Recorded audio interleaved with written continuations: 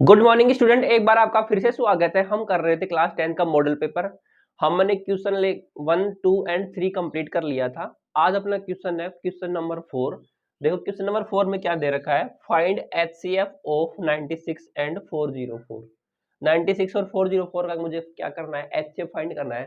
तो यहाँ पे कहीं भी स्पेशल कोई मेथड मेंशन नहीं किया है कि यूक्लिड डिवीजन का यूज करना है या फैक्टराइजेशन यूज करना है। तो जो आपको सिंपल लगे उस तरीके से आप कर सकते हो। तो एक तरीका तो क्या होता है, यूक्लिड डिवीजन अगर ये बोलता, यूक्लिड डिवीजन के लिए बोलता तो अपन वो भी अप्लाई कर सकते थे। देखो यूक्लिड डिवीजन में क्या होता है कि दो नंबर है ए एंड बी, तो मैं अगर ए इज ग्रेटर देन बी है, ठीक है, तो मैं ए को ऐसे रिप्रेजेंट कर सकता हूँ, ए इक्वल टू क्या लिख सकता हूँ, B times of Q plus R क्या है, रिमाइंडर। और आर की वैल्यू कहाँ से कहाँ तक लाई करेगी, जीरो से बड़ी या जीरो की इक्वल हो सकती है, और लेस देन क्या होगी, हमेशा बी से छोटी होगी। क्लियर है, किससे छोटी होगी, बी से छोटी होगी, और जीरो के बराबर या जीरो से बड़ी हो सकती है। तो अपन इस प्रकार से इसको लिख सकते हैं। तो यहाँ पे मुझे पता लग रहा है 404, और ऐसे कंटिन्यू डिवाइड करते रहेंगे। आर क्या होता है, रिमाइंडर होता है। तो यहाँ पे 404 इज ग्रेटर देन 96, ठीक है, 404 इज ग्रेटर देन 96। क्योंकि अगर तुम्हारे एग्जाम में हो सकता है यूक्लिड डिवीजन आ जाए, तो मैं ये मेथड तुम्हें बता देता हूँ। बाकी फैक्टराइजेशन वाला मेथड तो तुम्हें आता ही है, छोटी क्लास से तुम पढ़ते हुए आए हो, ठीक है। तो ये नंबर बड़ा है, तो मैं 404 को कैसे लिख सकता हूँ, 404 इक्वल टू 96। यानी कि मुझे क्या करना है, 404 में 96, 404 को 96 से डिवाइड करना है। तो अपन यहाँ पे डिवाइड करके चेक कर सकते हो आप, ठीक है। तो वैसे तो अप्रोक्सीमेट इंटू 4 करेंगे तो कितना आ जाएगा, 24 और 38, ठीक है। तो ये इतना आएगा। तो कितने टाइम्स चला गया, ये 4 टाइम्स चला गया, ठीक है। रिमाइंडर कितना बचा, आप माइनस कर लो इस वजह से, 404 में से माइनस करेंगे तो ये कितना बचा, 16 और 4 20 हो गया ना। तो कितना बच गया, 20 रिमाइंडर बच गया। समझ में आ गया, 20 रिमाइंडर बच गया। तो देखो 20 लेस देन है ना 20 से। अब क्या हो जाएगा, नेक्स्ट स्टेप में क्या होता है, जो भी रिमाइंडर बचता है वो तो अपना क्या हो, उस वो तो यहाँ पे आ जाएगा, और ये जो नंबर है वो यहाँ शिफ्ट हो जाता है। समझ में आया, जो रिमाइंडर होता है वो तो यहाँ पे आ जाता है, यानी कि जो रिमाइंडर होता है वो तो क्या बन जाता है, बी, और जो बी होता है वो क्या बन जाता है, ए, ठीक है। यानी कि अब इस बार आर का भाग दूंगा किस में, बी में। क्लियर है, जब तक रिमाइंडर जीरो नहीं आता तब तक अपन ये प्रोसेस ये रिपीट करते रहेंगे। तो एक्चुअली में ये क्या हो गया, ये ऐसे समझ में आ गया इतना। तो देखो मैं इसको मिटा देता हूँ। अब मैं 96 को डिवाइड करूंगा 20 से, तो कितने टाइम जाएगा, 4 टाइम, कितना बचेगा, 20 चौका 16 बचेगा। क्लियर है। अब फिर से 20 यहाँ पे आ जाएगा, और 16 का क्या बन जाएगा, बी बन जाएगा। क्लियर है इतना। तो देखो क्या आ जाएगा, यहाँ पे 20 को डिवाइड करूंगा 16 से तो कितना टाइम जाता है, 1 टाइम्स, कितना बचेगा 4। अब 16 को डिवाइड करूंगा किससे, 4 से, कितने टाइम जाएगा, 5 टाइम, रिमाइंडर क्या बच गया, 0। तो जहां पर रिमाइंडर 0 आ गया वहीं पे अपन को क्या कर जाना है, स्टॉप रुक जाना है। तो रिमाइंडर 0 आ गया, रिमाइंडर क्या आ गया, 0 आ गया। तो रिमाइंडर 0 आया, इसका मतलब क्या है कि किस नंबर से डिवाइड करने पर रिमाइंडर 0 आया, किस नंबर से डिवाइड करने पर रिमाइंडर 0 आया, वही अपना क्या होता है, एचसीएफ। फिर से रिपीट कर रहा हूँ, जिस नंबर से डिवाइड करने पर रिमाइंडर 0 आता है वही अपना क्या होता है, एचसीएफ होता है। तो यहाँ पे किस नंबर से डिवाइड किया मैंने, 4 से डिवाइड करने पर रिमाइंडर क्या आ गया, 0। तो यहाँ पे एचसीएफ क्या हो जाएगा, 4। तो यहाँ पे एचसीएफ किस किस का, एक तो 40496, और ये किसका है एचसीएफ, इन दोनों का भी है, 96 और 20 का भी है, 96 20। और किसका है ये है 20 और 16 का भी है, ठीक है। इन सब का रिमाइंडर, और किसका है ये, एचसीएफ ऑफ 16 एंड 4 का भी है, और इन सब का एचसीएफ क्या आया, 4 आ गया। इन सब का एचसीएफ क्या आ गया, 4। क्लियर है। तो मैंने यूक्लिड डिवीजन एल्गोरिथम यूज करके एचसीएफ फाइंड कर लिया। क्लियर है, क्लियर है ना, ठीक है ना। बाकी आप फैक्टराइजेशन मेथड तो अप्लाई कर सकते हो, वो तो एकदम सिंपल तरीका होता है। क्लियर है।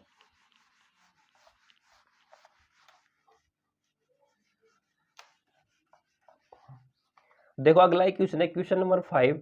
Find a quadratic polynomial whose zeros are 4 and 1। देखो प्रिंटिंग मिस्टेक काफी है ये सैंपल पेपर में, तो अपन को क्वाड्रेटिक पॉलिनोमियल फाइंड करना है जिसके जीरोज क्या दे रखे हैं, जीरोज क्या है यानी कि शून्यांक क्या है 4 एंड 1। ठीक है, तो हमें पता है क्वाड्रेटिक पॉलिनोमियल क्या होती है, एक्स स्क्वायर, ठीक है, a plus alpha plus beta x, ठीक है, प्लस अल्फा डॉट बीटा। ठीक है, अगर मैं पी एक्स बराबर लिखना चाहूँ यहाँ पे, क्लियर है इतना। अपने पास जो क्वाड्रेटिक पॉलिनोमियल होती है वो इस प्रकार से आती है, x square sum of the zeros into में x plus product of the zero. तो सबसे पहले सम ऑफ जीरो करेंगे, तो यानी कि मान लेते हैं जीरो, अल्फा तो कितना है 4 और बीटा कितना है 1, तो अल्फा प्लस बीटा करूंगा तो कितना आ जाएगा 4 प्लस 1 कितना आया 5। अल्फा डॉट बीटा करूंगा तो वो कितना आ जाएगा 4 इंटू 1 कितना आ जाएगा, ये भी कितना आ रहा है 5 आ रहा है। क्लियर है, ऐड करने पर भी सॉरी 4 इंटू 1 सॉरी ठीक है, मल्टीप्लाई है ना ये 4 आ जाएगा। ठीक है, तो यहाँ पे पुट कर देंगे तो क्वाड्रेटिक पॉलिनोमियल क्या बन जाएगी अपने पास, x square minus alpha plus beta 5x plus 4। तो ये अपने पास क्वाड्रेटिक पॉलिनोमियल बन गई। क्लियर है इतना, तो ये अपनी क्या हो गई, क्वाड्रेटिक पॉलिनोमियल हो गई। अगला है find the root of quadratic equation. एक क्वाड्रेटिक इक्वेशन दे रखी है, उसके रूट निकालने हैं मुझे। क्या दे रखी है, क्वाड्रेटिक इक्वेशन दे रखी है, उसके रूट निकालने हैं। क्वेश्चन नंबर 6 है, 6x square minus x minus 2 बराबर 0। ये अपने पास क्या है, क्वाड्रेटिक इक्वेशन है। ठीक है, उसके क्या निकालने हैं मुझे, रूट निकालने हैं। तो रूट निकालने के कई तरीके होते हैं, अपने 3 तरीके पढ़े हैं रूट निकालने के। एक तो क्या होता है फैक्टराइजेशन, दूसरा क्या होता है क्वाड्रेटिक फॉर्मूला, और तीसरा क्या होता है कंप्लीटिंग द स्क्वायर। तो यहाँ पे भी किसी भी मेथड के लिए मेंशन नहीं किया है, तो जो आपको मेथड ठीक लगे उससे आप कर सकते हो। फैक्टराइजेशन तरीके में क्या होता है, जैसे अपने पास अगर मैं यहाँ पे चेक करूँ, अपने पास ये जो इक्वेशन दे रखी है 6x square minus x minus 2 बराबर 0। तो अगर मैं यहाँ पे देखूँ तो ए की वैल्यू तो कितनी है 6, बी की वैल्यू कितनी है -1, सी की वैल्यू कितनी है -2। तो इसमें क्या करते हैं, ए इंटू सी करेंगे तो कितना आएगा 6 इंटू -2, तो ये आ जाता है -12। और बी की वैल्यू कितनी है -1। तो 12 को इस प्रकार से स्प्लिट करना होता है कि ऐड करने पर क्या आ जाए -1 और मल्टीप्लाई करने पर क्या आ जाए माइनस का ही 12 आ जाए। तो मैं इसको इस प्रकार से स्प्लिट कर सकता हूँ, तो मैं इसके पेयर बना सकता हूँ -4 + 3। तो ऐड करने पर देखो आ रहा है -1, मल्टीप्लाई करने पर आ रहा है ना -12। तो इस प्रकार से इसके क्या बना सकता हूँ, फैक्टर बना सकता हूँ। अदरवाइज क्वाड्रेटिक फॉर्मूला तो होता है सीधा सीधा, अगर कहीं पे भी फंस जाओ आप, अगर आपको फैक्टराइजेशन मेथड नहीं आया यानी कि फैक्टर नहीं करने आए किसी के भी, तो आपको क्या लगाना होता है, क्वाड्रेटिक फॉर्मूला तो लगाना ही होता है। उसमें क्या होता है direct -b plus minus root में b² माइनस 4ac अपॉन में 2a। ठीक है, ये तो होता ही है। तो अपन क्या करने वाले हैं, यहाँ पे फैक्टर बन रहे थे, फैक्टराइजेशन कर लेते हैं। तो देखो ये सब तो हो ही गया, पता लग गया ना क्या क्या आएंगे, -4 + 3 आएगा। क्लियर है इतना, तो देखो तो मैं इसको लिख सकता हूँ 6x²। अब इसको मैं लिख सकता हूँ, माइनस तो है यहाँ पे, तो इसको मैं लिख सकता हूँ 4 - 3x - 2 = 0। तो एक्चुअल में क्या आ जाएगा 6x² माइनस का 4x प्लस का 3x माइनस का 2 = 0। ये माइनस माइनस माइनस क्या हो गया प्लस। क्लियर है, अब 6 और 4x, 6x² माइनस 4x, इन दोनों में क्या कॉमन आएगा 2x कॉमन आएगा। तो यहाँ पे क्या बचेगा 3x, यहाँ पे क्या बचेगा माइनस का 2। क्लियर है, 3x - 2 प्लस यहाँ पे 3x और -2 में क्या कॉमन है, कुछ भी कॉमन नहीं है, तो 1 हमेशा कॉमन होता है। तो क्या आएगा 1, तो 3x - 2 = 0। अब 3x - 2 ये भी है, 3x - 2 ये भी है, दोनों तरफ से कॉमन ले लेंगे तो क्या आ जाएगा 3x - 2 कॉमन आ गया। इधर क्या बचेगा 2x + 1 = 0। इतना आ गया। तो मैं इसको ऐसे लिख सकता हूँ 3x माइनस 2 इक्वल टू 0 और 2x प्लस 1 इक्वल टू 0। ठीक है, अगर यहाँ से इक्वल करता हूँ तो मैं यहाँ से आंसर आ जाएगा 3x इक्वल टू 2, तो x इक्वल टू आ गया 2 अपॉन में 3। x इक्वल टू कितना आ गया 2 अपॉन में 3, और यहाँ से अगर मैं लिखना चाहूँ तो 2x बराबर -1, तो x बराबर आ गया -1/2। जो मल्टीप्लाई में होता है वो कहाँ चला जाता है, डिवाइड में। क्लियर है, मल्टीप्लाई में होता है वो कहाँ चला जाता है, डिवाइड में। तो यहाँ पे रूट्स क्या हो गए, रूट्स आर 2/3 एंड -1/2, ये आ गया अपने पास रूट। क्लियर है, क्वाड्रेटिक क्वाड्रेटिक इक्वेशन के रूट क्या आ गए 2/3 एंड -1/2। क्लियर है, चलो ठीक है। अभी देखते हैं क्वेश्चन नंबर 7। क्वेश्चन नंबर 7 में ध्यान दो क्या दे रखा है, find the ratio in which x divide find the ratio in which x divide the line segment joining the point. किस किस पॉइंट को जॉइन कर रहा है, 1:-5 एंड -4:5, कि इन दो, ये दो पॉइंट है, इन दो पॉइंट को जोड़ने वाले सेगमेंट को एक्स एक्सिस किस रेशियो में डिवाइड करेगा, ये पूछना चाह रहा है। ये दो पॉइंट है, ये मान लेते हैं ये पॉइंट ए है और ये पॉइंट मान लेते हैं बी है। तो पॉइंट ए और बी है, इनको जोड़ने वाले लाइन सेगमेंट को जो एक्स एक्सिस है वो किस रेशियो में डिवाइड करेगा। ठीक है, तो ये कहना क्या चाह रहा है कि जैसे मान लो ये ए बी हो गया, ए बी, ये 1,-5 -4,5, इसको एक्स एक्सिस है, ये क्या है, एक्स एक्सिस है। ठीक है, अब ऐसे समझ तिरछा कैसे आ गया, ये सिर्फ मैंने अज्यूम किया है। तो एक्स एक्सिस किस रेशियो में डिवाइड करेगा, तो मान लेते हैं k/1 में डिवाइड कर रहा है। जब भी रेशियो नहीं दे रखा होता तो क्या मानते हैं अपन, k/1, क्या मानते हैं, k/1। तो यहाँ पे लिख दूंगा let x axis divide it, let x axis divide it in k/1। किस रेशियो में डिवाइड कर रहा है, k/1। तो यहाँ पे लिख लेते हैं 1,-5 -4,5, और यहाँ पे ये एक्स एक्सिस है, तो एक्स एक्सिस डिवाइड कर रहा है ना, तो एक्स एक्सिस डिवाइड करने के बाद इसका जो पॉइंट आएगा वो क्या आएगा, h,0 आएगा। बताओ आएगा कि नहीं आएगा, क्योंकि यहाँ पे कौन क्या जीरो होगा, y कोऑर्डिनेट जीरो होगा, क्योंकि ये एक्स एक्सिस डिवाइड करेगा। ऐसे एक्स एक्सिस क्या डिवाइड करेगा, एक्स एक्सिस डिवाइड करेगा। तो ये एक्स एक्सिस पे कौन सा कोऑर्डिनेट जीरो होता है, y कोऑर्डिनेट जीरो होता है। तो यहाँ पे ये जो भी पॉइंट आएगा वो क्या आएगा, h,0 आएगा। तो ये मान लेते हैं ये k/1 में डिवाइड कर रहा है। ठीक है, k/1 में। अब डिवीजन फॉर्मूला लगा देते हैं, सेक्शन फॉर्मूला लगा देते हैं ना, तो देखो क्या आएगा, k इंटू -4, यही होता है ना फॉर्मूला। अगर भूल गए तो देखो मैं फॉर्मूला लिखा देता हूँ।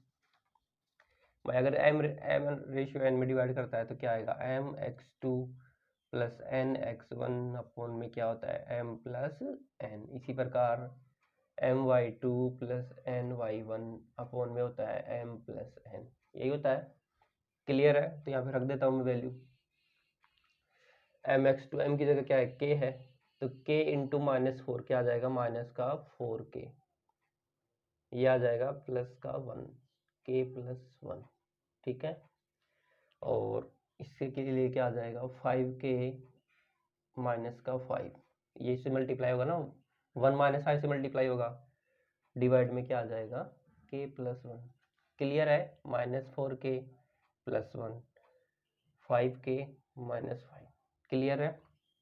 अब ध्यान दो, ये जो पॉइंट आया ये क्या है, h,0 है। तो कौन सा कोऑर्डिनेट है, ये y कोऑर्डिनेट, ये क्या है, x कोऑर्डिनेट। तो y कोऑर्डिनेट की वैल्यू क्या होगी, 0। क्या होगी, y कोऑर्डिनेट की वैल्यू क्या होगी, 0। तो यहाँ से आ जाएगा 5k -5 अपॉन में k प्लस 1 बराबर क्या हो जाएगी, 0। अब ये तो रेशियो है, तो ये क्या एक नंबर है ना, तो नंबर 0 से मल्टीप्लाई हो जाएगा। ये क्या एक नंबर है ना, तो ये क्या आ जाएगा, 5k -5 equal to 0 into k plus 1, 5k -5 equal to 0। अब 5 उधर चला जाएगा तो क्या आ जाएगा, 5k इक्वल टू 5, तो k इक्वल टू आ जाएगा 5/5, तो ये आ जाएगा 1। क्या आ गया, 1। तो k की वैल्यू मुझे पता लगी, तो किस रेशियो में डिवाइड करेगा, 1/1 में। तो रेशियो क्या आ जाएगा, तो रेशियो क्या आ जाएगा, सॉरी के रेशियो 1 है ना, तो 1:1। अब अगर तुमसे एच की वैल्यू पूछता कि ये इसके पॉइंट क्या होंगे, कोऑर्डिनेट क्या होंगे, तो यहाँ पे मैं के की वैल्यू 1 पुट कर सकता था, तो क्या आ जाएगा यहाँ पे -4 + 1, देखो ये होगा ना एच अपना, तो क्या आ जाएगा देखो -4 + 1/2, तो -3/2, 0। क्लियर है, इतना आ जाएगा। ठीक है, अगर कोऑर्डिनेट पूछे तो ऐसे कर सकते हैं आप। ठीक है, तो जब भी आपसे पूछे कि कौन सी एक्सिस डिवाइड कर रही है, तो मान लो एक्स एक्सिस डिवाइड करी थी यहाँ पे, तो एक्स एक्सिस पे कौन सा कोऑर्डिनेट 0 होता है, वाई कोऑर्डिनेट। और अगर वाई एक्सिस डिवाइड करती तो कौन सा कोऑर्डिनेट 0 होता है वहाँ पे, एक्स कोऑर्डिनेट। तो मैं जो भी रेशियो नहीं दे रखा तो उसको के रेशियो 1 मान लो। कौन सा रेशियो, के रेशियो 1। के रेशियो 1 में मानने के बाद फॉर्मूला लगा दो, फॉर्मूला लगाने के बाद वहाँ पे देखो कि अगर एक्स एक्सिस डिवाइड कर रही है तो वाई कोऑर्डिनेट 0 कर दो, और अगर वाई एक्सिस डिवाइड कर रही है तो एक्स कोऑर्डिनेट क्या कर दो, 0, वहां से रेशियो आ जाएगा। ठीक है, क्लियर है इतना, चलो ठीक है।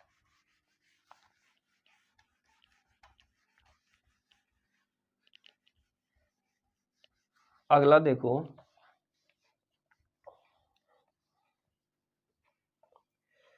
क्वेश्चन नंबर 8 में देखो क्या दे रखा है। The angle of elevation of the top of a tower from the point of the ground which is 30 metre away from the foot of the tower is 30 degree. Question समझो पहले कि कोई टावर है, ये रहा टावर बना दिया मैंने, ठीक है। Angle of elevation of the top of a tower from the point of the ground which is 30 metre away from the foot of the tower. Tower का फुट क्या होगा, ये टावर के फुट से 30 मीटर दूर, ये बना दिया मैंने 30 मीटर। यहाँ से angle of elevation from the top of the tower, tower के टॉप के साथ एंगल ऑफ इलेवेशन कितना है, 30 डिग्री है। कितना है, 30 डिग्री।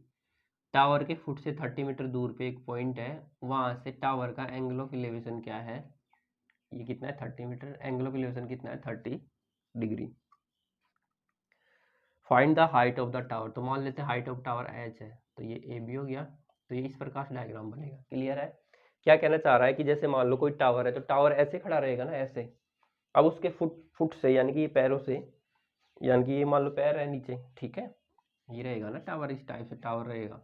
तो इसके फुट से 30 मीटर दूर, यहाँ से 30 मीटर दूर से, यहाँ से। अब यहाँ से कोई ऑब्जर्वर है, यहाँ से देखेगा तो ऐसे ऐसे देखेगा ना, वो इसको ऊपर से ऊपर देखेगा। भाई ऐसे देखते हैं ना अपन, ऐसे करके देखेंगे, तो यहाँ से जो एंगल बन रहा है वो क्या है, 30 डिग्री है। तो ये हाइट पूछी है। तो अब देखो ये हाइट है और ये क्या है, ये यहाँ पे एंगल बन रहा है, तो यहाँ पे हमेशा क्या बनेगा, परपेंडिकुलर बनेगा। ये एंगल बन रहा है, तो ये क्या हो गया, बेस, ये क्या है, परपेंडिकुलर। तो अपन को किन दो साइड का रेशियो पूछा है, ये पूछा है। इसका मतलब कौन सा ट्रिग्नोमेट्रिक रेशियो लगेगा, परपेंडिकुलर और बेस में कौन सा लगेगा, परपेंडिकुलर और बेस में क्या लगता है, tan थीटा। तो यहाँ से अपन निकाल लेंगे, ये बी सी मान लो, तो अपन लिख सकते हैं यहाँ पे in triangle A B C equal to, sorry in triangle A B C tan 30 degree equal to क्या आ जाएगा, ए बी अपॉन में बी सी। ठीक है, tan 30 की वैल्यू टेबल से हमें याद होनी चाहिए, क्या होती है, 1/√3। ए बी की वैल्यू एच है, बी सी की वैल्यू कितनी है, 30। क्लियर है, एच, तो ये 30 इधर आ जाएगा, तो 30 अपॉन में √3 इक्वल टू एच, 30 अपॉन में √3 इक्वल टू एच। इस, तो यहाँ से मैं कह सकता हूँ एच बराबर आ जाएगा 30 अपॉन में √3। यहाँ से आप इसका रेशनलाइजेशन कर सकते हो, क्या कर सकते हो, रेशनलाइजेशन कर सकते हो। तो देखो √3 क्या हो जाता है, 3, 30 √3 अपॉन में 3, और 3 से डिवाइड करेंगे तो क्या आ जाएगा, tan √3। तो यहाँ से आ जाएगा हेंस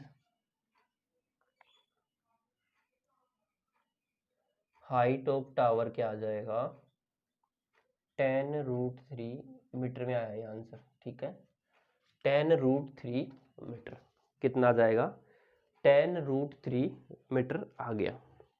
ठीक है, तो ये अपना था क्वेश्चन नंबर 8। तो ये अपन ने क्या कर लिया, क्वेश्चन 8 तक कर लिया। अगला है क्वेश्चन नंबर 9।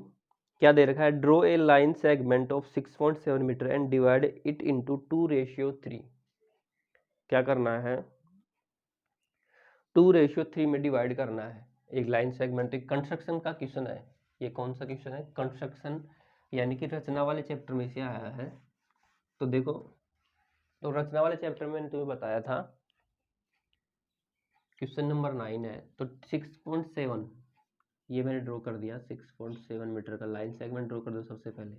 अब इसको किस रेशियो में डिवाइड करना है? 2:3 में करना है। तो इसके लिए मैंने क्या बताया था कि मान लो ये आप एक लाइन बना सकते हो, BC कह दो या AB कह दो, कोई फर्क नहीं पड़ता, जो भी नाम देना चाहो। नाम तो कुछ भी दे सकते हैं ना अपन। तो मान लेते हैं ये AB लाइन है। अब यहाँ से एक एक्यूट एंगल बनाती है एक लाइन ड्रॉ कर दो, जिसको नाम दे दो X। तो ये क्या हो गया? AX, ये एक्यूट एंगल बनाना है। क्लियर है? अब रेशियो क्या दे रखा है? 2:3 है। तो इनका टोटल सम कर दो, कितना हो रहा है? 5 हो रहा है। टोटल सम 5 हो रहा है यहाँ पे। क्लियर है? तो इसको क्या करो, AX को 5 इक्वल पार्ट में डिवाइड करना है इस प्रकार से कि यहाँ से स्टार्ट करना है A से। तो मैंने मान लो यहाँ पे 5 इक्वल स्पेस किए, ये 1 2 3 4 और ये 5। ठीक है, इनको नाम दे सकते हो आप B1 B2 या A1 A2 B3 B4 and B5। इतना कर लिए। अब V5 को इससे मिला दो B से, मिल गया। अब ये क्या करना होता है, यहाँ पे एंगल चेक कर लो कितना, ये आर्क ड्रॉ कर दो। अब उसके बाद में क्या है? 2:3 है ना, तो यहाँ से काउंट कर लो 1 2। ठीक है, यहाँ से क्या जाएगा? 1 2। ये वाला पार्ट है, ये कितनी है? 6.7 है। तो इस वाले पे भी आर्क ड्रॉ कर दो। अब जितना एंगल ये बन रहा है, तो इतना एंगल के लिए क्या करोगे? कंपास यहाँ रखोगे या इतना ऐसे ओपन करोगे, तो यहाँ पे आर्क ड्रॉ कर दोगे। यानी कि मुझे क्या करना है, ये जो B5 है, B5 है, उसके पहले लाइन ड्रॉ करनी है। किस पॉइंट पे? सेकंड पॉइंट पे। यानी कि जितना एंगल ये है उतना ही एंगल, सॉरी जितना एंगल ये है उतना ही एंगल ये आना चाहिए। ये लाइन इसके पैरेलल ड्रॉ करनी है। ये लाइन क्या करनी है मुझे? इसके एकदम पैरेलल ड्रॉ करनी है। क्लियर है इतना? तो अगर ये पैरेलल होगी तो ये वाला पार्ट हो जाएगा 2 और ये कितना हो जाएगा? 3।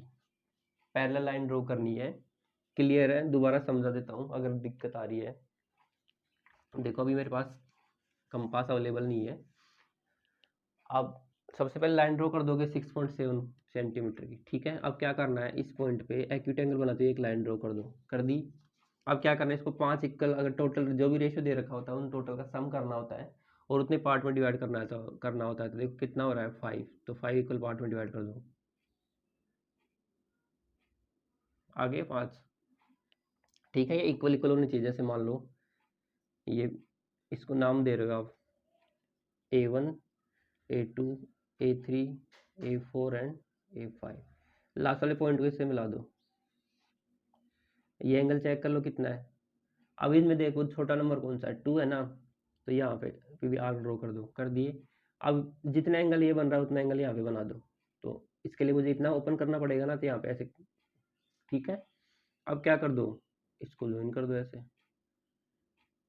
तो ये लाइन और ये लाइन क्या हो जानी चाहिए? पैरेलल। और इसका नाम दे दो कहीं पे भी, ये मान लो C नाम दे दिया मैंने। तो ये क्या आ जाएगा? 2:3, क्योंकि ये दोनों लाइन पैरेलल है। तो ये क्या आ जाएगा? 2:3।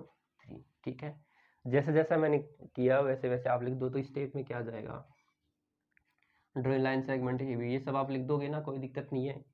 उसके बाद क्या किया मैंने, एक एक्यूट एंगल बनाते हुए AX एक लाइन ड्रॉ कर दी। उसको कितने पार्ट में डिवाइड कर दिया? 2 + 3 = 5 इक्वल पार्ट में डिवाइड कर दिया। लास्ट वाले पार्ट को किससे ज्वाइन कर दिया? B से। ठीक है, और फिर उसके बाद में 2:3 में करना है, तो 2 पार्ट छोड़ के वहाँ पे सेम एक पैरेलल लाइन ड्रॉ कर दी। क्लियर है ना इतना? देखो क्वेश्चन नंबर 10।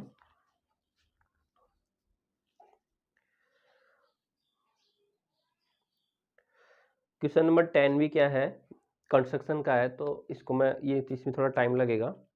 ठीक है, क्या कह रहा है? Draw a pair of tangent to a circle of radius 5 centimetre which are incline to each other at angle of 60 degree. 60 degree के एंगल पे बना रहा है, तो कोई दिक्कत नहीं है, बना लो। सबसे पहले तो आप एक सर्कल ड्रॉ कर लो। ये देखो मैंने सर्कल ड्रॉ कर लिया। कितनी सेंटीमीटर रेडियस का? 5 सेंटीमीटर रेडियस का। क्लियर है? अब क्या करना है,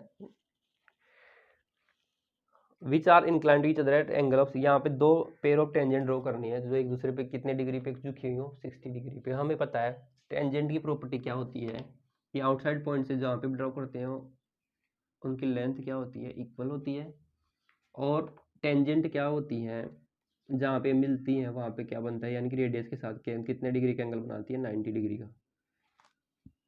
ये मुझे प्रॉपर्टी पता है, तो इसी प्रॉपर्टी का मैं यूज़ करने वाला हूँ। तो देखो ये अगर ये 90 है, ये 90 है, और ये ट्राइंगल सॉरी क्वाड्रिलेटर बन जाएगा ना ये, अगर मैं नाम दूँ ऐसे, तो 90 90 कितना हो गया, 180। तो ये वाला एंगल और इन दोनों के बीच में तो 60 दे रखा है, तो एक्चुअली में ये क्या बनेगा, 120। ठीक है, यानी कि इन दोनों का सम क्या होता है, 180 होता है। ये बाय डिफॉल्ट होता है। क्लियर, यानी कि सेंटर पे जो एंगल बनाती है टेंजेंट और उनके बीच में जो एंगल होता है उनका एंगल, उनका सम क्या होता है, 180 होता है।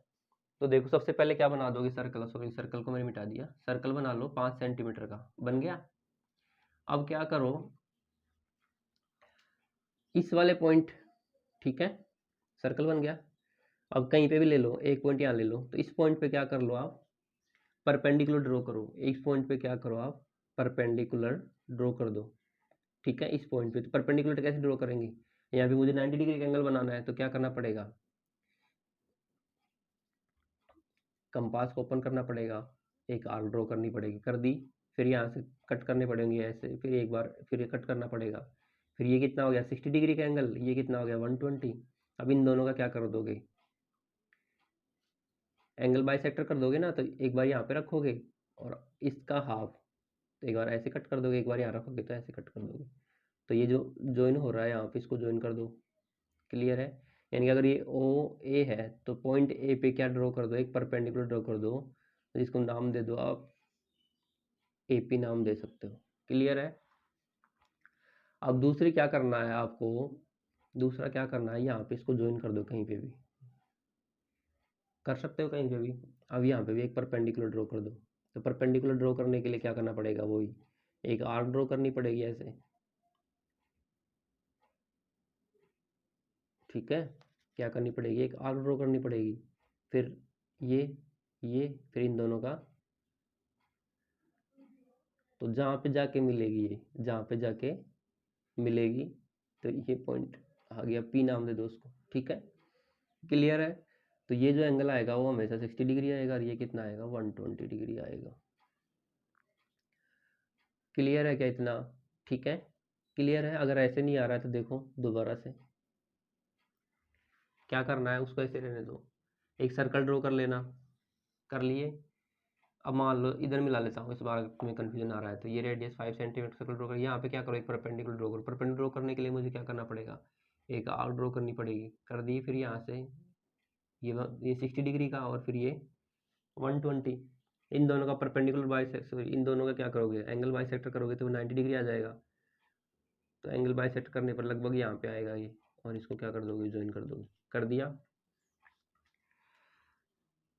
अब क्या करो, अब क्या करो, ऐसा करो, यहाँ पे 120 बना लो, क्या बना लो 120, तो क्या करेंगे, आर्क ड्रॉ कर दी, ये 60 और ये 120 हो गया, जहाँ पे मिल रहा है उसको मिला दो ऐसे, ये बन गया 120। क्लियर है। अब क्या कर दो, यहाँ पे भी परपेंडिकुलर ड्रॉ कर दो, तो ये क्या, ये कर दिया, ये 60 ये 120, इन दोनों का बाइसेक्ट कर दो। ठीक है, और इनको दोनों को आगे तक बढ़ा दो एकदम, जब आप यूज़ करोगे तो सही से आ जाएगा ये। ठीक है, ऐसे जाके मिलेगी, तो ये जो एंगल आ जाएगा 60 डिग्री आ जाएगा, इसका नाम पी हो जाएगा। क्लियर है, और ये नाम दे दो आप ए, ये ओ और ये बी। क्लियर है, दोनों तरीके से कर सकते हो आप। ठीक है, कहीं से भी ला दो आप इसको, एक रेडियस ड्रॉ कर दो वहाँ पे परपेंडिकुलर, फिर उसकी दूसरी रेडियस की इधर ड्रॉ कर दो, उस पर परपेंडिकुलर जहाँ पे मिलेंगी वो आ जाएगा। क्लियर है, ऐसे नहीं करो, एक रेडियस ड्रॉ कर दो वहाँ पे परपेंडिकुलर, फिर उसके साथ में क्या बनाओ, यहाँ पे 120 डिग्री में एंगल बनाओ, जितना एंगल दे रखा है उसका डबल बना दो। ठीक है, क्योंकि इसका ये क्या होगा, दोनों का सम कितना होता है, 180 होता है ना, तो ये 60 है, तो यहाँ पे कितना आएगा 120, तो ये कितना आ गया 120, फिर इसको यहाँ पे परपेंडिकुलर जहाँ पे ये मिले, ये क्या आ जाएगा, टेंजेंट आ जाएंगी पी ए और पी बी। क्लियर है इतना, क्लियर है ना। चलो ठीक है, तो 10 क्वेश्चन कर लिए अपन ने। ठीक है, तो 10 क्वेश्चन हो गए हैं, बाकी कितने क्वेश्चन बच गए यहाँ पे, टोटल 23 हैं।